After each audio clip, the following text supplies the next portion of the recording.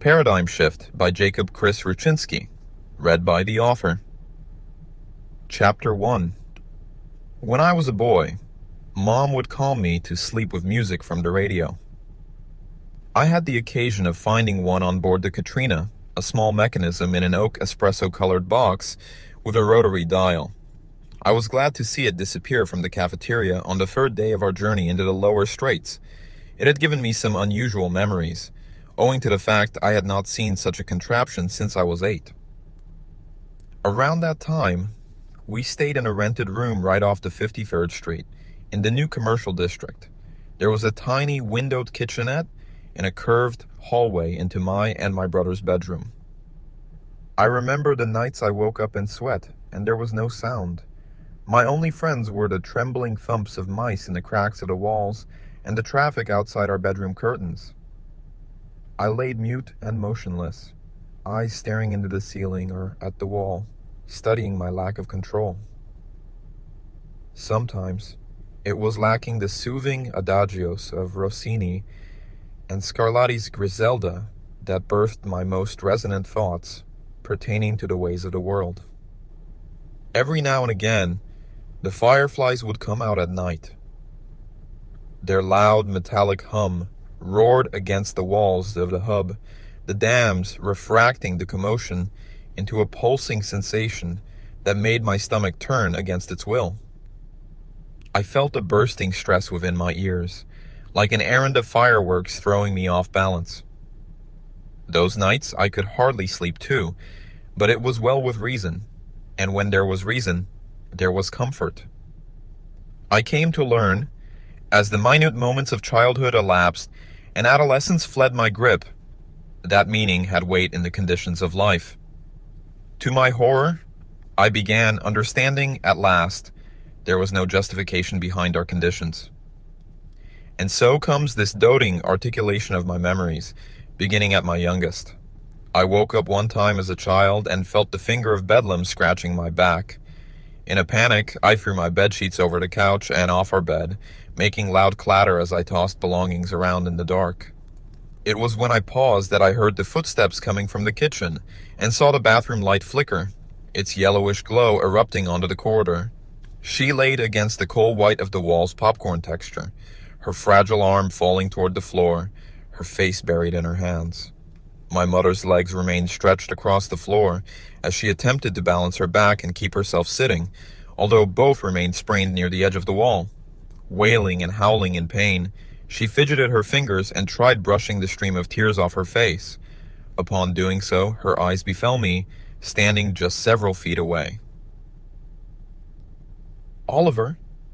Her hand reached out to grab me. "Oliver, sweetie, sit!" I did as I was told and let my legs fall below me, settling myself down on the ground next to her.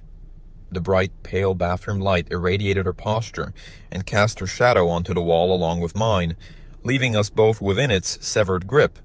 My attendance to there seemed only to make matters worse. Through the jagged muttering and ruptured whispers, she let the hand leave her face and slip around her hair, which she grabbed and pulled in a harsh motion.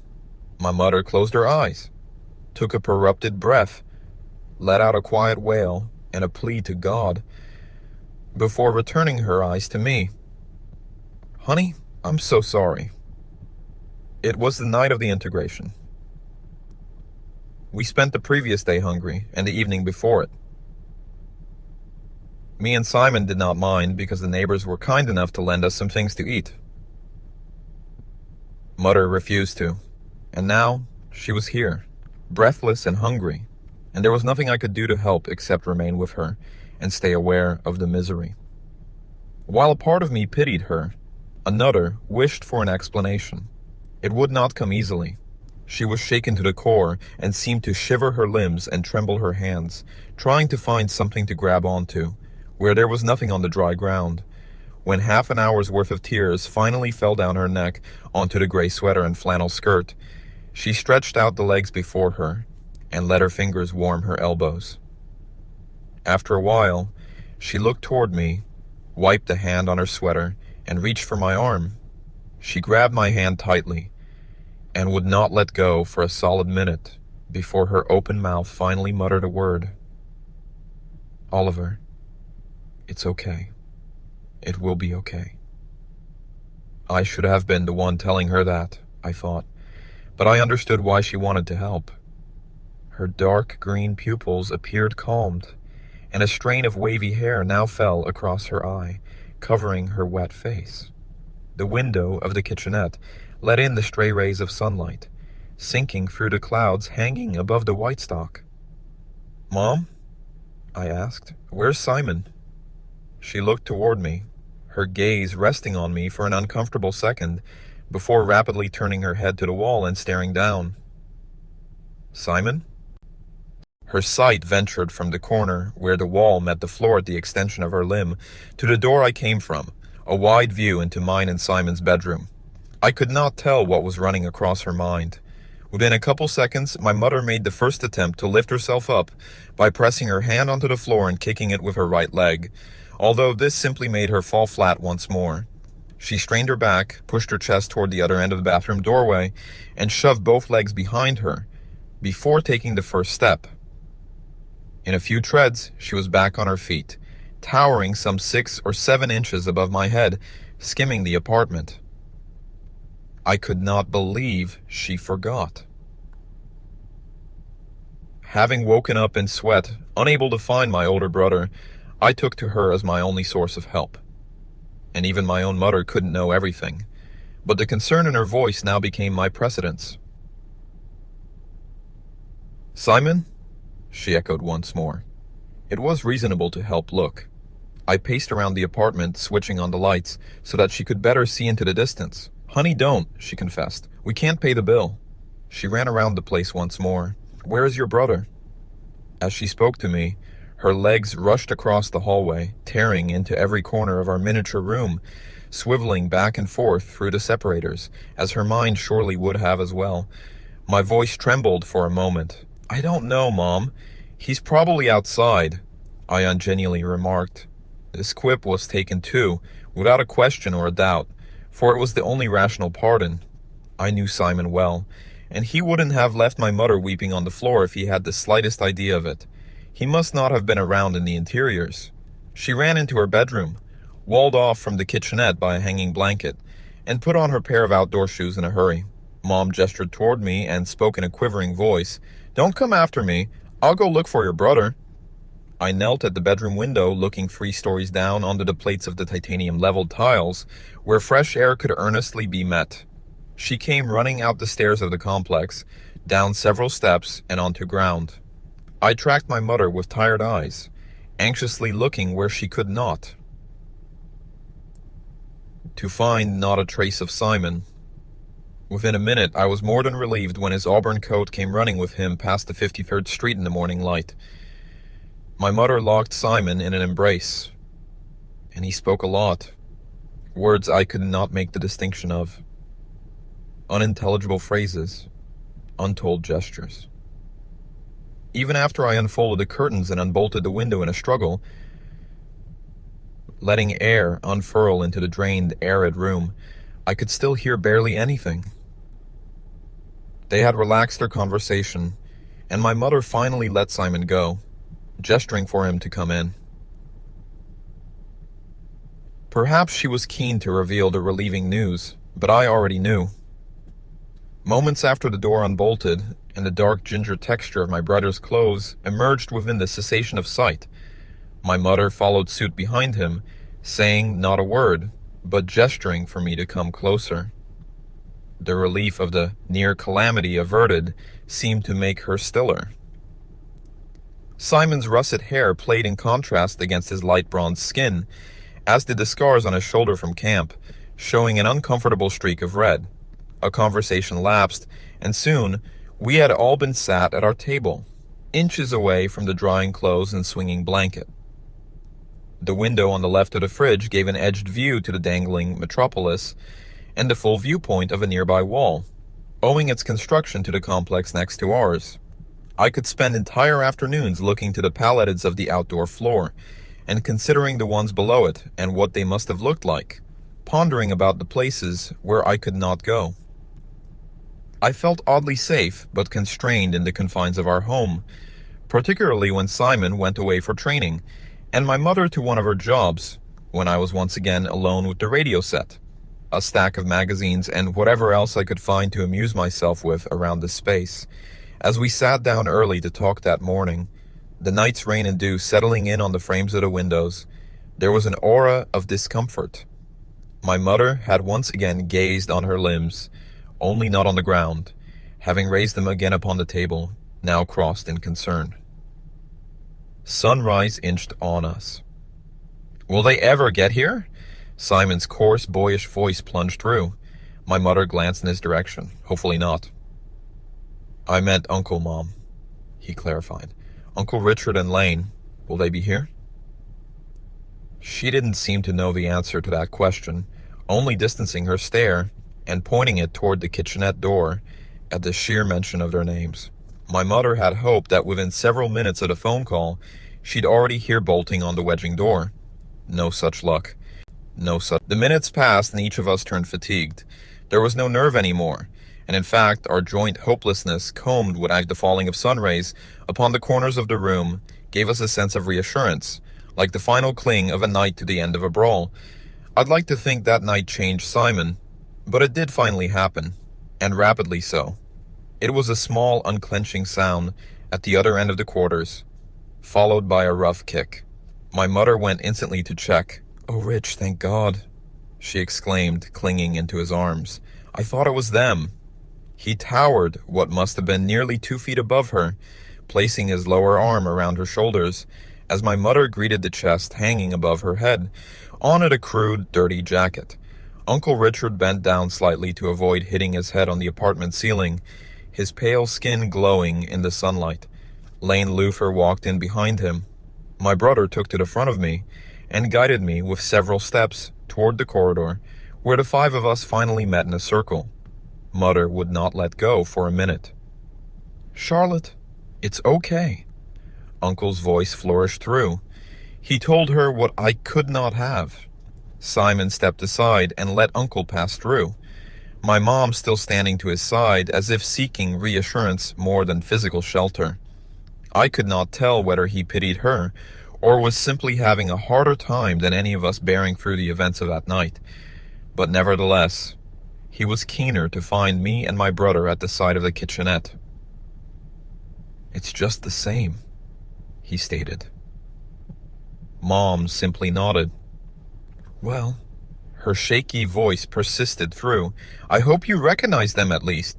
Uncle Richard nodded his head graciously, as much as the space given by his kneeling posture allowed him. "Oliver, Simon, you guys all right?" We nodded back. We were all right. Simon looked toward him easily and set aside the table chair, placing himself at a corner of the room near the sink. Mother and Uncle sat side to side, and we observed along with Lane, who stopped just at the doorway of the kitchen where Mother had lied motionless an hour before. There was some soul and liveliness in the dialogue, which I could faintly acknowledge. "How is the street?" she begged analytically. "I hate to tell you, Lot," he expounded. "We had a bit of a rough time getting here." Through the corner of my eye, I could see her placing her hand upon Uncle's arm. Mother glanced toward Lane, who stood motionless, hands in pockets.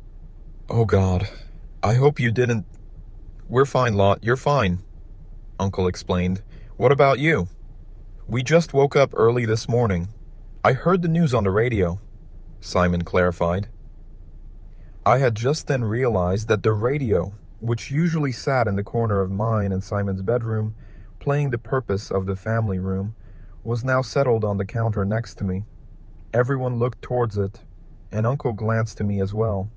But upon acknowledging its existence, the mood of the room returned to normal. "You can't trust them, Lot," Uncle detailed. Mother buried her face in her arms again and stared down at her knees. It was a cold cry towards the depths.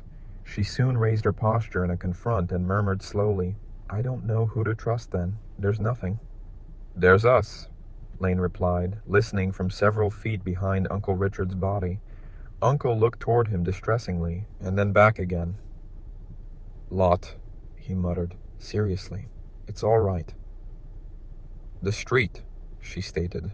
"How is it? Are they collecting? Have they already stationed everywhere? Lane shrugged and walked several steps forward. They have since the morning, swerving through the residential district, the airbase, the docks, even on the fences of the Vista, and we still got here. How? She begged. If you're in defense as long as I and Lane have been, you know the protocols, and as long as you know the protocols, you're safe. But they don't. She pointed toward me and Simon obliquely. They're still kids. They don't need this. They don't know what it's like. Does their future have to suffer because of this? Do I have to throw everything away? Just because... Her voice sank.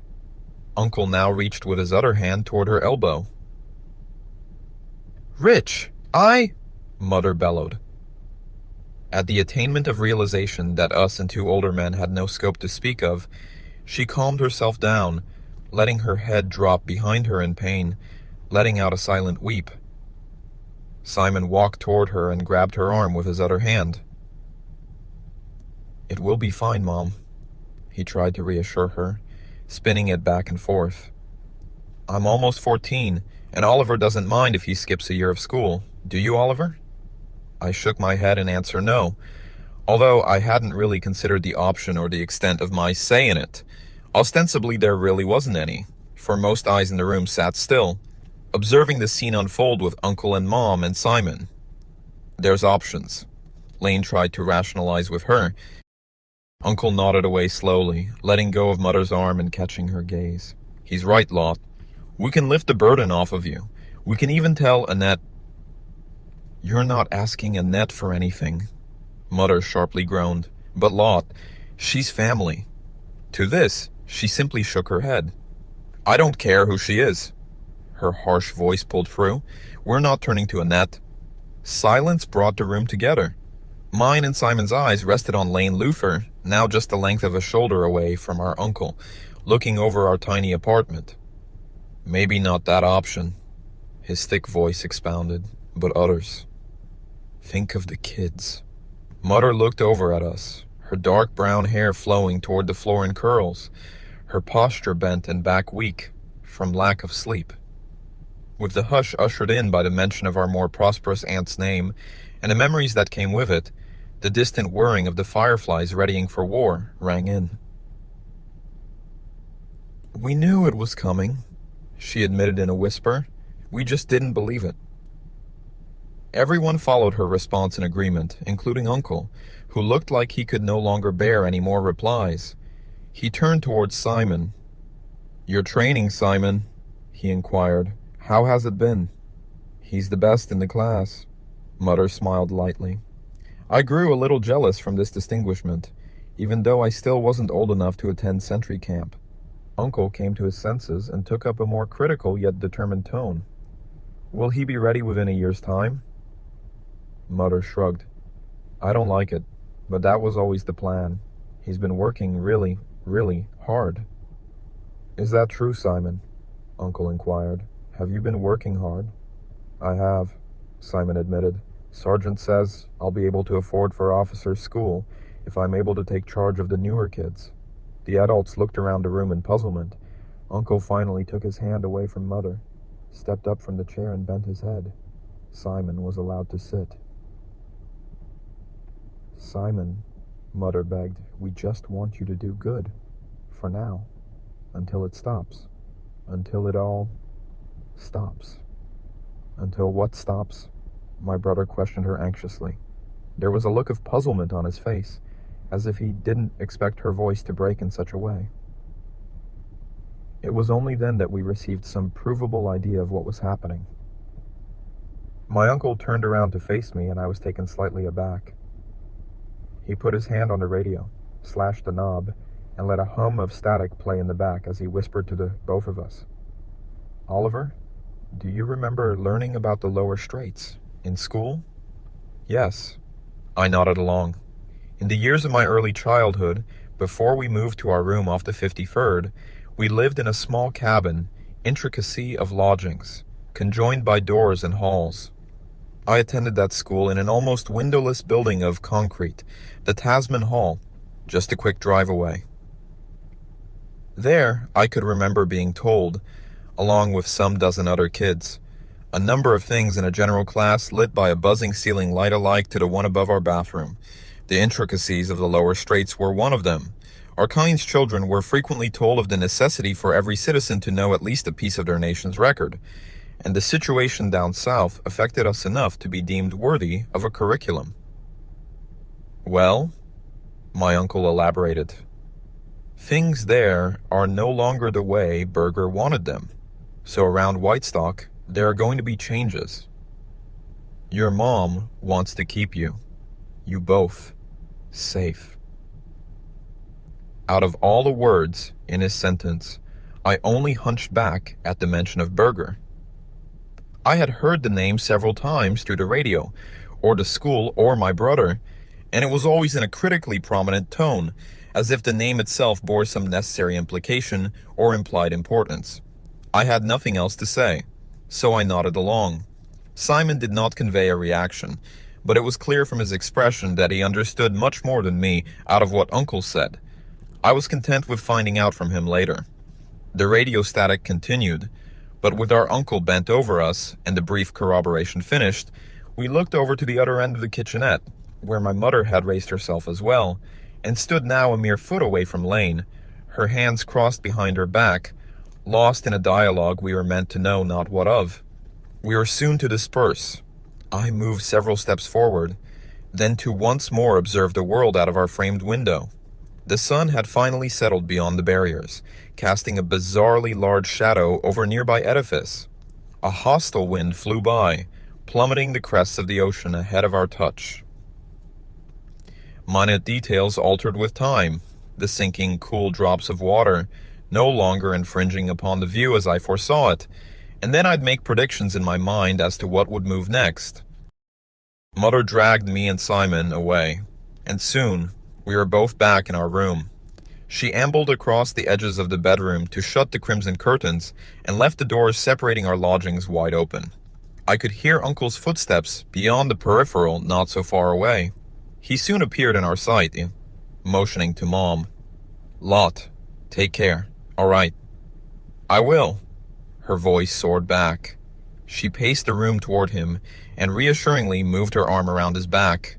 Some dread swamped her face, and you too. The day of the integration, in all its aspects, was relatively trivial for us Andersons. We fared through that week richer than most families around us, in spite of the alienated situation given.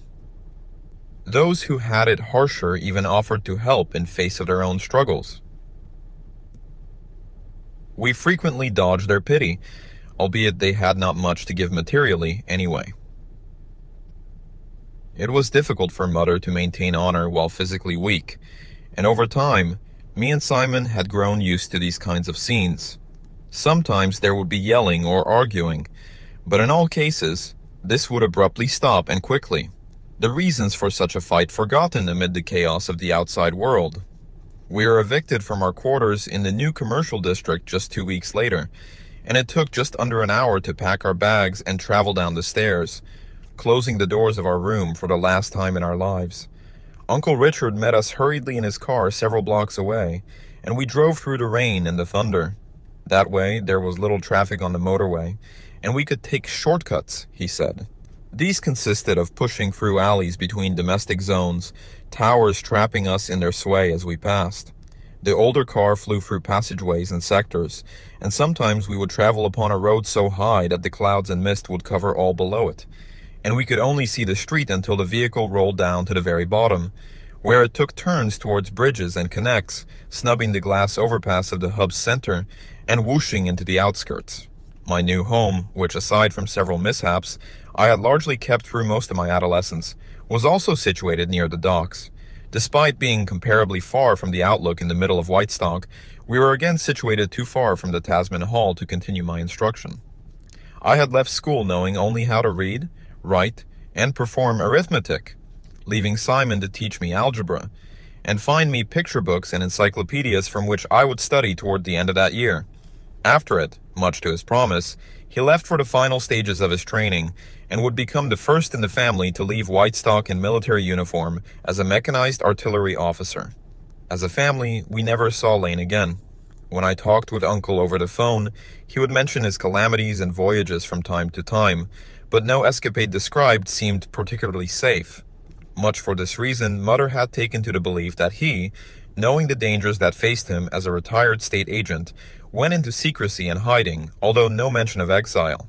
I believed for a few years that he had died somewhere along the way, and soon the glow of protection my uncle's companion left us with would slowly disintegrate as we were forced to make our own way, once more relying on neighbors and the sort of people willing to assist in place of our connections in the family. Simon, leaving, had left just me and Mother tied to our belongings, and her duty as both the breadwinner and homemaker of our miniature clan left her either constantly in need of support or ailing and entirely absent from the picture. My adolescence was particularly lonely, and at one point or another I found that there had been nobody left to turn on the radio. Not a spirit of personhood to run her fingers through my hair as I was put to bed, reassuring me that despite its hiccups, life held some degree of poetry. It was only the overbearing silence and the hum of the fireflies that would drift me to sleep in that dark room, sometimes a flood of thoughts barraging my mind until I was merely too weary, and aware that if I were to go on, I had to simply let it go. At age 18, I left for the 3rd Naval Military College, abbreviated to Free NMC. It was a mystifying year, devoid of contact from anyone in my previous life, packed with the sort of study and exercise that drove me and others to desperation. It was the scores, charts, rosters, and tables, massive records kept by my authority, that pushed me to go on and continue, with each passing day giving hope that the next would become leisurelier. Only by believing everything was soon to end could I push through. Training for the Navy, absent of school or camp, and the privileges otherwise given to children not raised in martial law, had left me with the kind of hope familiar to all residents of the 8th level of hell. I wore no more plaid shirts or sweatpants to bed in due time, instead locked in the uniform alike to the one worn by my brother, only dark blue with hints of ginger in place of the beige and black. It clamped tightly against my chest, along with a label reading Seaman Anderson. In the first week of deployment, I stepped aboard the A&V Katrina, readying for the tour, pushing on a set of black shoes, and departing for the engine room, where I had the enthusiastic job of turning knobs, pressing levers, and verifying readings. Days would stream by as the enormous vessel made its way towards the straits, pulling us along with it. We were from there on entombed in a bemusement of missions consisting of assisting a comparable destroyer in barraging enemy ships off the eastern Tamaulipas harbor and shifting around friendly soldiers between positions. I felt desolate then, even in spite of the 124 or so other men continuously aboard. And then I met Arthit.